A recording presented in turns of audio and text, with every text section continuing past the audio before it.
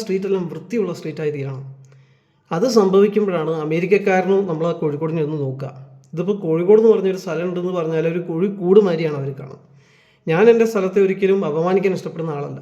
കാരണം ഞാൻ ജനിച്ചു വളർത്തപ്പെട്ടത് കോഴിക്കോടാണ്. എൻ്റെ വിദ്യാഭ്യാസം കോഴിക്കോടാണ്. ഞാൻ ക്രിക്കറ്റ് കളിച്ചത് കോഴിക്കോട് ടീമുകൾക്ക് വേണ്ടിയിട്ടാണ്. കോഴിക്കോട് ഞാൻ വളരെയധികം സ്നേഹിക്കുന്നുണ്ട്. അതുകൊണ്ട് ദണ്ണം കൊണ്ട് വിഷമം കൊണ്ടാണ് ഞാൻ ഈ പറയുന്നത്. നമ്മുടെ സിറ്റി മാത്രം വികസിക്കുന്നില്ല. ബാക്കിയുള്ള താഴോട്ടേക്ക് പോയി കഴിഞ്ഞാൽ, തെക്കോട്ടേക്ക് പോയി കഴിഞ്ഞാൽ അവർക്ക് ട്രിവാൻഡ്രത്തെ വികസിപ്പിക്കണം, അവർക്ക് അത് ഇതൊക്കെ വികസിപ്പിക്കണം. നമ്മളിവിടെ എന്ത് വികസനമുള്ളത്? ടൂറിസം കൊണ്ടുവരാമെന്ന് പറഞ്ഞാൽ നമ്മളൊരു മന്ത്രി ഇപ്പം എന്താണ്? ടൂറിസം അല്ല, ടെററിസ്റ്റിനെ ജയ് വിളിക്കണം എന്ന് പറയുന്നത്. അത് ഞങ്ങൾക്ക് കഴിയില്ല. ടെററിസ്റ്റ് വേറെ ഏതോ സ്ഥലത്തുള്ള ഏതോ ഒരു ടെററിസ്റ്റ്, അവന് നമ്മൾ ജയ് വിളിക്കേണ്ട കാര്യം എന്താണ്? അതുകൊണ്ട് എന്ത് ലാഭം കിട്ടും? ഞങ്ങൾക്ക് എന്ത് ലാഭം കിട്ടും?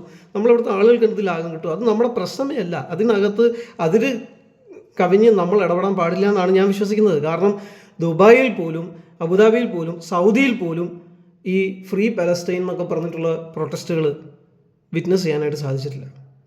അവിടുത്തെ രാജാക്കന്മാരതൊന്നും അനുവദിക്കുന്നില്ല. അവർ പറഞ്ഞത് നിങ്ങളുടെ ജോലി കൃത്യമായിട്ട് ചെയ്യുക, നിങ്ങളുടെ കാര്യങ്ങൾ കൃത്യമായിട്ട് ചെയ്യുക. ബാക്കി ഇതൊക്കെ പരിഹരിക്കാൻ ആളുകളുണ്ടല്ലോ, ഇല്ലേ? അവർ തമ്മിൽ ചർച്ച ചെയ്ത് പരിഹരിക്കുന്നുണ്ട്. അതിനൊക്കെ ആളുകളുണ്ട്. ഇവിടെ പ്രതിഷേധം അറിയിച്ചതുകൊണ്ട്, അല്ലെങ്കിൽ ഇവിടെ ഇങ്ങനെ കുറേ ഫ്ലാഗ് കത്തിച്ചുകൊണ്ട്, അല്ലെങ്കിൽ ആളുകളുടെ കോലം ഉണ്ടാക്കിയിട്ട് കത്തിച്ചതുകൊണ്ട്, അതുകൊണ്ട് വേൾഡിൽ മാധ്യമങ്ങൾക്ക് ഒരു ഇത് കിട്ടും, ന്യൂസ് കിട്ടും, കുറേ പബ്ലിസിറ്റി കിട്ടും. പക്ഷേ നമുക്ക് എന്തെങ്കിലും ലാഭമുണ്ടോ? നിങ്ങളെ മക്കൾക്ക് ജോലി കിട്ടുമോ? നല്ല വിദ്യാഭ്യാസം കിട്ടുമോ? നല്ല ഉന്നത വിദ്യാഭ്യാസം ഇവിടെ നൽകാൻ പറ്റുന്ന സ്ഥാപനങ്ങൾ ഈ കോഴിക്കോട് പോലുള്ള സ്ഥലത്ത് വരുമോ? ഇങ്ങനത്തെ കാര്യങ്ങളൊക്കെ വളരെയധികം നടക്കുന്നുണ്ടെങ്കിൽ ഇവിടെ ആരും ഇൻവെസ്റ്റ് ചെയ്യാൻ ആഗ്രഹിക്കില്ല. അതാണ് സംഗതി. അതുകൊണ്ടാണ് ദുബായിലും അബുദാബിയിലും അവരുടെ മെയിൻ സ്ഥലങ്ങളിലൊന്നും അവരിങ്ങനത്തെ പ്രൊട്ടക്ഷൻ കാര്യങ്ങളൊന്നും അനുവദിക്കാത്തത്. കാരണം എന്താണെന്ന് ചോദിച്ചാൽ, ഒരു ഇൻവെസ്റ്റർ നോക്കുന്നത് അവിടെ ശാന്തതയുള്ള സ്ഥലമാണോ, അവിടുത്തെ പോലീസ് കൺട്രോളിലാണോ, അവിടുത്തെ എന്താ പറയുന്നത് അധികാരികൾ ആ സ്ഥലത്തെ കൺട്രോൾ ചെയ്യാൻ പ്രാപ്തരാണോ, അവർ പറയുന്ന ആ ഇടത്ത് ആളുകൾ നിൽക്കുമോ? ഇതൊക്കെ നോക്കിയിട്ടാണ് ഒരാൾ ഇൻവെസ്റ്റ് ചെയ്യാൻ ആഗ്രഹിക്കുക. അയാൾ കുറേ പൈസ കൊണ്ടുവന്ന് ഇവിടെ ഇൻവെസ്റ്റ് ചെയ്തിട്ട് അടുത്ത ദിവസം ഇവിടെ മുഴുവൻ എന്താ പറയുന്നത് സമരവും അടിപിടിയും പരിപാടിയും ലഹളയും ഒക്കെ ആണെങ്കിൽ പിന്നെ ആര് ഇൻവെസ്റ്റ് ചെയ്യൂടെ? അപ്പോൾ അങ്ങനത്തെ സിറ്റുവേഷനൊന്നും വരാതിരിക്കുക. അങ്ങനത്തെ ഈ റാലികളും കാര്യങ്ങളൊക്കെ അത്യാവശ്യമുള്ളത് മാത്രം മതി. അതൊന്നും പ്രത്യേകിച്ച് കോർപ്പറേഷന് കൂടെ അത് അനുവദിക്കാനേ പാടില്ല. ഇതൊരു സിറ്റിയാണ്, ഇതൊരു വില്ലേജ് അല്ലല്ലോ. അപ്പോൾ അങ്ങനെയുള്ള കാര്യങ്ങളൊക്കെ പരമാവധി കുറച്ച് നമ്മുടെ നാടിൻ്റെ വളരെയധികം പ്രധാനപ്പെട്ട പ്രശ്നം, നമ്മളെ നാടിനെ ബാധിക്കുന്നത്, നമ്മുടെ ഇവിടുത്തെ ആളുകളെ വ്യക്തിപരമായി ബാധിക്കുന്ന പ്രശ്നം, അതിനു വേണ്ടിയുള്ള കാര്യങ്ങൾ മാത്രമേ നമ്മൾ ശരിക്കും പറഞ്ഞാൽ പ്രതിഷേധം അറിയിക്കുകയും അതിനുവേണ്ടി എല്ലാവരും ഗ്യാങ്ങായി കൂടി വന്നിട്ട് എല്ലാവരും ഒരു കാര്യം ചെയ്യേണ്ട ആവശ്യമുള്ളൂ. വെറുതെ നമ്മുടെ എനർജി വേസ്റ്റാക്കുകയാണ്. ഒരു ആവശ്യമില്ലാതെയാണ് നമ്മുടെ എനർജി വേസ്റ്റാക്കുന്നത്. കാരണം നമ്മൾ ഇവിടെ നിന്ന് കരഞ്ഞതുകൊണ്ടോ നിലവിളിച്ചതുകൊണ്ടോ ആ പറയുന്ന അമേരിക്കയുടെ ഫ്ലാഗ് കത്തിച്ചതുകൊണ്ടോ മധുരം റിലീസ് ആകാൻ പോകുന്നില്ല. അതുകൊണ്ട് എന്തെങ്കിലും പ്രയോജനമുണ്ടോ? ഒരു പ്രയോജനമില്ല. അമേരിക്കൻ മാധ്യമങ്ങൾ ഇത് റിപ്പോർട്ട് ചെയ്യുമോ? വെനസ്വേലയിലെ മാധ്യമങ്ങൾ ഇത് റിപ്പോർട്ട് ചെയ്യുമോ? ഇല്ലല്ലോ. പിന്നെ എന്തിനാണ് അതിനു വേണ്ടി നടക്കുന്നത്, അതിനു വേണ്ടി മെനക്കെടുന്നത്? അതിന് പകരം ഇവിടെ ചെയ്യാൻ പറ്റുന്ന കാര്യങ്ങൾ എന്താണെന്ന് നോക്ക്. ഇവിടെയുള്ള എല്ലാ റോഡിനും കുണ്ടും കുഴിയും, ഇഷ്ടം പോലെ കുണ്ടും കുഴിയാണ്. നിങ്ങൾക്ക് വലിയ വലിയ ആളുകളൊക്കെ യാത്ര ചെയ്യുന്ന വലിയ വണ്ടിയിൽ നിങ്ങൾക്ക് അറിയുന്നുണ്ടാവില്ല, ചിലപ്പോൾ ഷോക്ക് അബ്സോർബർ നല്ല ആയതുകൊണ്ട്. പക്ഷേ ഓട്ടോറിക്ഷയിലൊന്ന് പോയി നോക്കി, അല്ലെങ്കിൽ ആ ബസ്സിലൊന്ന് പോയി നോക്കി, അപ്പോൾ നിങ്ങൾക്ക് നല്ല അബ്സോർപ്ഷൻ എഫക്റ്റ് കിട്ടും. നിങ്ങളുടെ സ്പൈനിനെയും നിങ്ങളുടെ നീസിനെയും നന്നായിട്ട് ടെസ്റ്റ് ചെയ്യുന്ന രീതിയിലുള്ള റോഡുകളാണ് ഇവിടുത്തെ റോഡ്. നിങ്ങൾ ആരോഗ്യമില്ലാത്തൊരു വ്യക്തിയാണ്, നിങ്ങൾ പ്രായം കൂടിയൊരു വ്യക്തിയാണെങ്കിൽ നിങ്ങൾ എങ്ങാനും സ്ലിപ്പായിട്ട് ഈ പറയുന്ന ഗട്ടറിലേക്ക് എങ്ങാനും, അല്ലെങ്കിൽ അതിന് ചെറുതായിട്ടൊന്നും ഇതായി കഴിഞ്ഞാൽ നിങ്ങളുടെ കാല് ഫ്രാക്ചറാവും, നിങ്ങളുടെ ഹിപ്പിന് പ്രശ്നം വരും, ചിലപ്പോൾ നിങ്ങളുടെ ബാക്കിന് പ്രശ്നം വരും. ഇതൊക്കെ ഒരു സാധാരണ ഒരു ഡോക്ടർ എന്നുള്ള നിലയ്ക്ക് ഞാൻ പറയുന്നതേ ഉള്ളൂ. വളരെയധികം ഇതിനെക്കുറിച്ച് നോളജുള്ള ആളുകളുണ്ട്, അവർ നിങ്ങൾക്ക് ബാക്കിയുള്ള കാര്യങ്ങൾ പറഞ്ഞു തരും. പിന്നെന്താണ്? മദ്യപാനവും മയക്കുമരുന്നും അതൊക്കെ ഇവിടെ കൂടിക്കൊണ്ടിരിക്കുന്നത്.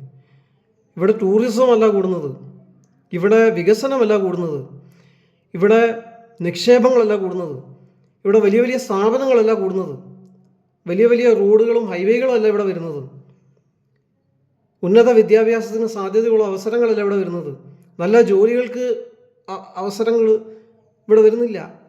ഇവിടെ വരുന്നത് എന്താണ്? ആ മധുരുവിൻ്റെ നാട്ടിലുള്ള സാധനങ്ങൾ അവിടെ വരുന്നത്. മയക്കുമരുന്ന്, അയാൾ കോക്കൈൻ ആണെന്ന് പോലും വിറ്റുകൊണ്ടിരുന്നത്. പിന്നെന്താണ് ഇവിടെ വരുന്നത്? പല രീതിയിലുള്ള മദ്യങ്ങൾ, പല ടൈപ്പ് ഉണ്ട്. എന്നുവെച്ചാൽ ഒരു ലോവർ ക്ലാസ് ആളിനും മിഡിൽ ക്ലാസ് ആളിനും ഒരു നല്ല സമ്പന്നനായ വ്യക്തിക്കും ഒക്കെ വ്യത്യസ്തമായ ബ്രാൻഡുകളും. കാര്യങ്ങളൊക്കെ ഉണ്ട്. അതൊക്കെയാണ് ഇവിടുത്തെ മെയിൻ കാര്യങ്ങൾ. എന്നിട്ട് അതുകൊണ്ട് എന്താ സംഭവിക്കുന്നത്? നമ്മുടെ ആരോഗ്യം നഷ്ടപ്പെടുകയാണ്, കാഴ്ച നഷ്ടപ്പെടുന്നു. കാഴ്ചപ്പാട് ആദ്യം പോയി, പിന്നെ കാഴ്ചയും പോവും. അത് കഴിഞ്ഞാൽ ലങ്സ് പോവും, ഹാർട്ട് പോവും, ലിവർ പോവും, കിഡ്നീസ് പോവും, പിന്നെ ആശുപത്രിയിലാവും. ആശുപത്രിയിലായാൽ നല്ല ചികിത്സ ഉണ്ടാവും. നമ്മളെ മുഖ്യമന്ത്രി തന്നെ ചികിത്സയ്ക്ക് പോകുന്നത് പുറത്തേക്കാണ്. അവിടുത്തെ ഡോക്ടർമാർ ഇപ്പോൾ നമ്മളിപ്പോൾ ഞാൻ പറയുന്നത് എനിക്ക് വളരെ ഷെയിമായിട്ട് തോന്നുന്നൊരു കാര്യമാണ്. ഞാൻ വളരെയധികം ബഹുമാനിക്കുന്ന ഒരു ഇൻസ്റ്റിറ്റ്യൂഷനാണ് നമ്മുടെ കോഴിക്കോട് മെഡിക്കൽ കോളേജ് എന്ന് പറയുന്നത്. കാരണം എൻ്റെ വളരെ ക്ലോസ് ആയിട്ടുള്ള ഫ്രണ്ട്സൊക്കെ അവിടെ പഠിച്ചിട്ട് നല്ല മിടുക്കരായ ഡോക്ടർമാരായിട്ട് ശുശ്രൂഷ ചെയ്യുന്നുണ്ട്. പക്ഷേ ആ കോളേജിൽ അത്രയും വർക്ക് ഓവർലോഡ് ആയതുകൊണ്ട് അവർക്ക് ഫോക്കസ് ചെയ്യാൻ പറ്റാത്തതുകൊണ്ട് എന്നാണ് പറയുന്നത്. അതോ അവർ പഠിക്കാത്തതുകൊണ്ടാണോ നമുക്കറിയില്ല. എന്താണെങ്കിലും അവർ നെഗ്ലിജൻസ് വളരെ അധികമാണ്. ഒരാൾക്ക് എന്താ പറയുക, കൈക്ക് പ്രശ്നം ഉണ്ടായിരുന്ന ആളുടെ നാവിന് ഓപ്പറേറ്റ് ചെയ്ത് കളയുക. അപ്പോൾ എന്ന് പറഞ്ഞ കാര്യം അപ്പോൾ എന്താണ് ഇയാൾ വായിച്ചത്, എന്താണ് ഇയാൾ ചെയ്യുന്നത്? ഒന്നുകിൽ ഇയാൾക്ക് ഒരുപാട് കേസുണ്ട്, അല്ലെങ്കിൽ ഇയാൾ ഏതോ ഒരു അവസ്ഥയിലാണ് ഇത് ചെയ്തു കൊടുത്തത്.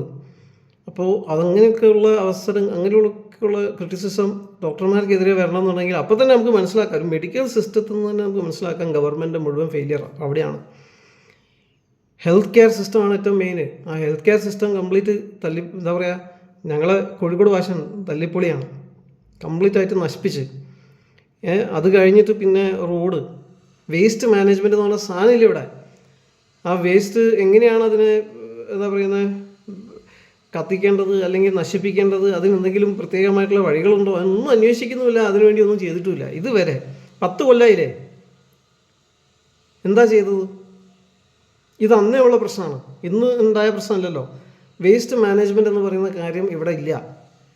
അപ്പോൾ ഈ പ്രശ്നങ്ങളെക്കുറിച്ച് ആരെങ്കിലുമൊക്കെ പറഞ്ഞു കഴിഞ്ഞാൽ അത് തൽപര കക്ഷികളുടെ കുപ്രചരണമാണ്, അതിനെ നമുക്ക് എതിർക്കണം, നമ്മളെല്ലാവരും മതപരമായിട്ട് യുണൈറ്റ് ചെയ്തിട്ട് നമുക്ക് അവരെ ഇട്ട് തച്ച് അടിച്ച് ഒടിച്ച് അതാണ് കാര്യം.